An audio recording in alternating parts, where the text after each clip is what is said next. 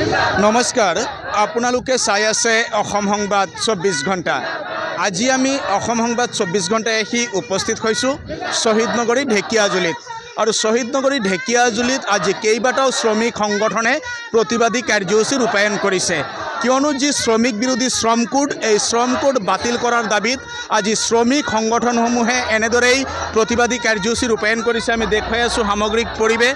এনেদৰেই ঢেকীয়াজুলিত আজি শ্ৰমিক সংগঠনসমূহে প্ৰতিবাদী কাৰ্যসূচী ৰূপায়ণ কৰি চৰকাৰে শ্ৰম কোড বাতিল কৰিব লাগে তাৰে দাবী উত্থাপন কৰিছে। আৰু কেইবাটাও সংগঠন একত্ৰিত হৈছে আৰু এই ধৰ্মঘট আজি দেশজোৰা ধৰ্মঘট চলিছে। তাৰ সমান্তৰালকৈ আজি ঢেকীয়াজুলিতো কেইবাটাও শ্ৰমিক সংগঠনে একত্ৰিত হৈ এই শ্ৰম কোড বাতিল কৰাৰ দাবীত প্ৰতিবাদী কাৰ্যসূচী ৰূপায়ণ কৰিছে।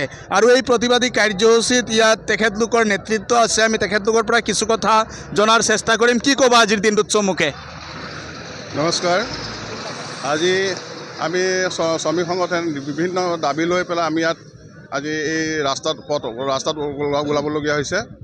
যিহেতু আমাৰ শ্ৰমিকসকলৰ ওপৰত চৰকাৰে দৈনন্দিন যি নতুন নতুন নীতি আইন আমাৰ ওপৰত বলবৎ কৰিছে, এই আইনৰ বিৰোধিতা কৰি আমি আজি শ্ৰমিকসকল ওলাই আহিছোঁ।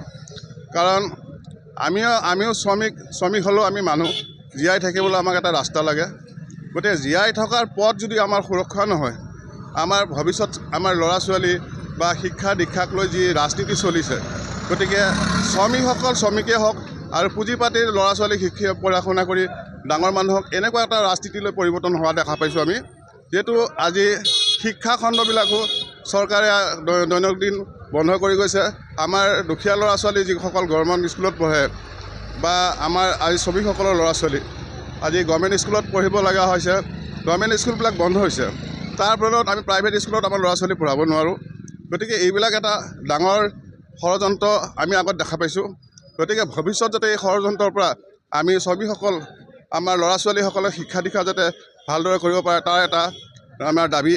লগতে আমাৰ যি শ্ৰমিকসকলৰ ওপৰত যি শ্ৰম কোড জাপি দিছে, সেই শ্ৰম কোডৰ বিৰোধিতা কৰি আমি পথত ওলাইছোঁ। লগতে আমাৰ মটৰ শ্ৰমিকসকলৰো আজি বিভিন্ন দাবী আছে। বিভিন্ন দাবীৰ মাজতে আমাৰ প্ৰথম হ'ল মটৰ শ্ৰমিকৰ কল্যাণমূলক আঁচনিখন গৃহীত কৰিব লাগে, যিখন চৰকাৰে বিধানসভাত দিছে যদি দি পাছ কৰিছে যদিও আমাৰ হাতত এতিয়ালৈকে দিয়া নাই। গতিকে আমাৰ এই কল্যাণমূলক আঁচনিখন অতি শীঘ্ৰে গৃহীত কৰিব লাগে। লগতে আমাৰ মটৰ শ্ৰমিকসকলৰ যি ড্ৰাইভাৰসকলৰ এটা আইন জাপি দিছে 2019 চনৰ 106/2। এই ধাৰামতে আমাৰ এতিয়া ড্ৰাইভাৰসকলে এক্সিডেণ্ট কৰিলে মাৰ্ডাৰ কেছত মাৰ্ডাৰ যেনেকৈ কেছ হয়, মাৰ্ডাৰ কেছৰ নিচিনা কৰি আমাক এটা জেল হাজতলৈ প্ৰেৰণ কৰা হৈছে। গতিকে এই 106 ধাৰা যিটো বাতিল কৰিব লাগে, নহ'লে আমাৰ ড্ৰাইভাৰসকলে গাড়ী চলাব নোৱাৰিব। যিটো আজি ড্ৰাইভাৰসকলে আজি পথত আমাৰ দেশখনক গতিশীল কৰি ৰাখিছে। কাৰণ ট্ৰাক বাছ ইত্যাদি আমাৰ ট্ৰাকে মাল কঢ়িয়াই আনিছে বিভিন্ন জেগাৰ পৰা, তাৰ কাৰণে দেশ চলিছে বা ব্যৱসায় চলিছে। আমাৰ বাছসকলে যাত্ৰী কঢ়িয়াই নিছে, অফিচ আদালত চলিছে। এইবিলাক যদি ড্ৰাইভাৰসকলৰ ওপৰত এই আইনখন জাপি দিয়ে, গতিকে ভৱিষ্যতে আমাৰ ড্ৰাইভাৰসকলে গাড়ী চলাব নোৱাৰিব। গতিকে এই গতিশীল ৰাজ্যখনক পৰা শ্ৰমিকসকলক যদি ওপৰত ইমান আমাৰ চৰকাৰখনে যদি আমাক এনেকুৱা এটা আইন দিয়ে, তেতিয়া ভৱিষ্যতৰ আমাৰ অন্ধকাৰ হ'ব। গতিকে আমি অতি শীঘ্ৰেই এই নীতিন গাডকাৰী চৰকাৰখনক, বিজেপি চৰকাৰখনক, নীতিন গাডকাৰী যিটো আমাৰ পৰিবহণ মিনিষ্টাৰক আমি অনুৰোধ জনাইছোঁ যাতে এই কোডটো বাতিল কৰে। ধন্যবাদ। হয়, ইতিমধ্যে শুনিলে শ্ৰমিক বিৰোধী শ্ৰম কোড বাতিল কৰাৰ দাবীত আজি এনেদৰেই প্ৰতিবাদমুখৰ হৈ পৰিছে কেইবাটাও শ্ৰমিক সংগঠন। আৰু কেইবাটাও শ্ৰমিক সংগঠন আজি একত্ৰিত হৈ দেশজোৰা ধৰ্মঘট কাৰ্যসূচী পালন কৰিছে। সমান্তৰালকৈ আজি ঢেকীয়াজুলিতো এই ধৰ্মঘট কাৰ্যসূচী পালন কৰিছে। কি ক'ব আজিৰ দিনটোত? জয়তে আমি সকলো সংবাদকৰ্মীসকলক ধন্যবাদ জ্ঞাপন কৰিছোঁ। আপোনালোকে জানেই যে আজি গোটেই দেশজোৰা আজি যে শিল্প ধৰ্মঘট অনুষ্ঠিত হৈছে, এই ধৰ্মঘটত কৃষকসকলেও ওলাই আহিছে। কাৰণ এই চৰকাৰে এনে এটা শ্ৰম কোড, বিশেষভাৱে শ্ৰমিকসকলৰ স্বাৰ্থবাহী যি আইনবোৰ আছিলে, সেই আইনবোৰ 4টাত সন্নিৱিষ্ট কৰি 21ত এয়া পাৰ্লামেণ্টত তেওঁলোকে কোনো আলোচনা নকৰাকৈ যোৱা 25 চনত এইটো গৃহীত কৰিছে আৰু 21 নৱেম্বৰত এয়া কাৰ্যকৰী কৰিছে আৰু নটিফিকেশ্যন জাৰি কৰিছে আৰু 1 এপ্ৰিলৰ পৰা এই কাৰ্যকৰী হ'ব। ইয়াৰ ফলত আমাৰ দেশৰ যি চালিকা শক্তি শ্ৰমিক, ই মটৰ শ্ৰমিকেই হওক, ই কাৰখানাৰ শ্ৰমিকেই হওক, ই বেংকৰ কৰ্মচাৰী হওক বা অন্যান্য ক্ষেত্ৰত যিসকলৰ উৎপাদনমুখী যিবিলাক শ্ৰমিক আছে সকলো ক্ষেত্ৰত এওঁলোকে নিবিষ্ট হ'ব। আপোনালোকে জানে যে 8 ঘণ্টা কাম, 8 ঘণ্টা বিশ্ৰাম, 8 ঘণ্টা আমোদ প্ৰমোদৰ যিটো ব্যৱস্থা আছিলে এইটো এই শ্ৰমিক কোডত বাতিল কৰা হ'ব। কাৰণ এতিয়া 12 ঘণ্টা কাম কৰাৰ কাৰণে বিভিন্ন জেগাত চৰকাৰে নটিফিকেশ্যন জাৰি কৰিছে আৰু আমাৰ যিবিলাক কৰ্পৰেট গোষ্ঠী আহি আছে তেওঁলোকে যাতে সস্তাত ঘটাব পাৰে এইকাৰণে হায়াৰ এণ্ড ফায়াৰ মাত্ৰ কালি আনি পেলাই যদি তেওঁলোকৰ মালিকৰ পচন্দ নহয় তেওঁলোকে যিকোনো প্ৰকাৰে তালৈকে হটাই দিব পাৰে। এই ধৰণৰ এটা শ্ৰম কোড তেওঁলোকে আনিছে আৰু তেওঁলোকৰ চৰকাৰ তাৰ পক্ষে নহয়। এই চৰকাৰ কাৰ? এই চৰকাৰ কৰ্পৰেটৰ চৰকাৰ। এই চৰকাৰ কাৰ? এই চৰকাৰ ধনী গোষ্ঠীৰ চৰকাৰ। তেনেহ'লে এটা জনকল্যাণমুখী চৰকাৰৰ কাম কি? আমাৰ দেশৰ 80% মানুহৰ ওপৰত এই ধৰণৰ এটা বণ্ডেড দাগ ব্যৱস্থা জাকি দিব বিচাৰিছে। লগে লগে আজি কৃষকসকলেও আজি এই ধৰ্মঘটে সমৰ্থন। কাৰণ আপোনালোকে জানে যে আমেৰিকাৰ লগত এটা চুক্তি হৈছে। কি চুক্তি হৈছে? আমেৰিকাৰ পৰা আমাৰ দেশত তেওঁলোকৰ কৃষি সামগ্ৰী আমাৰ দেশত ৰপ্তানি কৰিব আৰু এই ৰপ্তানি যদি কৰে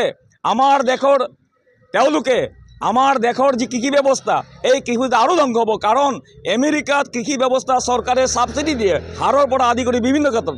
আমাৰ সাৰ সমস্তবিলাক ছাবচিডিবিলাক উঠাই দিছে। সাংঘাতিকভাৱে ইতিমধ্যে দেখিছে অসমত আপোনাৰ শদিয়াত আলু আনি পেলাই ৰাস্তাত পেলাবলগীয়া হৈছে। যি আলু খেতি কৰি পেলাই তেওঁলোকে পকেটৰ পৰা কেজি প্ৰতি তেওঁলোকে লোকচান হৈছে। 50 টকাকৈ আলু বীজ আনি পেলাই এতিয়া 10 টকাকৈ বেচিবলগীয়া। চৰকাৰে কোনো ধৰণৰ নিয়ন্ত্ৰণ নাই। ধান কিনিম বুলিয়ে চৰকাৰে জাৰি কৰিছে, বিভিন্ন প্ৰচাৰ কৰিছে, কিন্তু কৃষকে তেওঁলোকৰ মূল্য পোৱা নাই বা কৃষক অতি নিৰ্দিষ্টভাৱে তেওঁলোকে বিক্ৰী কৰা নাই। এইসমূহৰ কাৰণে আজি এই ধৰ্মঘটত কেৱল এটাই নহয়, আমি যিসকলৰ মটৰ শ্ৰমিক আমি কাৰো তেওঁলোকেও বুজিছোঁ আজি সচেতন হোৱা প্ৰয়োজন আছে। কাৰণ ভৱিষ্যত আমাৰ দেশৰ নিবনুৱাসকল অসমত পৰা বাহিৰ ৰাজ্যলৈ গমন কৰে। তাত গৈ পেলাই তেওঁলোকে কেনেকৈ ধৰণৰ আছে আপোনাৰ এই মাহতেই 4জনকৈ যুৱক এটা কোঠালিত তলে মৃত্যুবৰণ কৰিছে মাজুলীৰ পৰা গৈ পেলাই। আমাৰ অসমৰ মাটি, আমাৰ অসমৰ পানী, আমাৰ অসমৰ বালি, খনিজ সকলো ক্ষেত্ৰত এই আদানী আম্বানী দিয়া হৈছে। বিদ্যুৎ বিল আজিৰ যিটো আন্দোলন এই আন্দোলন আমি বিদ্যুৎ বিলৰ বিৰোধিতা কৰিছোঁ। 2025 বিদ্যুৎ বিল যদি সংসদত গৃহীত হয় তেতিয়াহ'লে আজি যি 500 টকা বিল দিয়ে 5000 টকা হ'ব। এই ধৰণৰ ব্যৱস্থা আজি তেওঁলোকে জনকল্যাণমুখী চৰকাৰ দাবী দিছে। আমি এই আজিৰ যি আন্দোলন এই আন্দোলনৰ মূল কথাটো এইটো হয়। ইতিমধ্যে শুনিলে আজি শ্ৰম কোডৰ লগতে কেইবাটাও দাবী লৈ এনেদৰেই শ্ৰমিক সংগঠনসমূহে অৱস্থান ধৰ্মঘট অৰ্থাৎ দেহজোৰা ধৰ্মঘট কাৰ্যসূচী পালন কৰিছে আৰু ঢেকীয়াজুলিতো এনেদৰে তেখেতলোকে আজি প্ৰতিবাদী কাৰ্যসূচী ৰূপায়ণ কৰিছে আৰু কেইবাটাও সংগঠনে অংশগ্ৰহণ কৰিছে এই প্ৰতিবাদী কাৰ্যসূচীত। ইয়াত আৰু এগৰাকী নেতা আছে, আমি তেখেতৰ পৰাও চমুকৈ কিছু কথা জনাৰ চেষ্টা কৰিম। কি ক'ব আজিৰ দিনটোত? হয়, আজি 12 ফেব্ৰুৱাৰী দেশজোৰা সাধাৰণ ধৰ্মঘট আৰু সেই সাধাৰণ ধৰ্মঘটটোক আমি সম্পূৰ্ণ কাৰ্যকৰী কৰিবলৈ ঢেকীয়াজুলিত ওলাই আহিছোঁ। আৰু এই যিটো দেশজোৰা সাধাৰণ ধৰ্মঘট এইটো গোটেই ভাৰতবৰ্ষতে হৈ আছে আৰু আমি এই ঢেকীয়াজুলিত কাৰ্যকাৰী কৰি আছোঁ। আৰু সেইটো কাৰ্যকাৰী কৰিবলৈ আমাৰ কাৰণটো হ'ল যে যিটো বিজেপি গভৰ্ণমেণ্টে শ্ৰম কোড লৈ আহিছে সেই শ্ৰম কোডটো শ্ৰমিকবিলাকৰ কাৰণে নহয়, সেই শ্ৰম কোডটো মালিকৰ স্বাৰ্থত, ডাঙৰ কোম্পানীৰ স্বাৰ্থত এই শ্ৰম কোড লৈ আহিছে। সেইটো শ্ৰম কোড বাতিল কৰিব লাগে বুলি আমি চৰকাৰক দাবী জনাইছোঁ আৰু ইয়াত আহিছোঁ।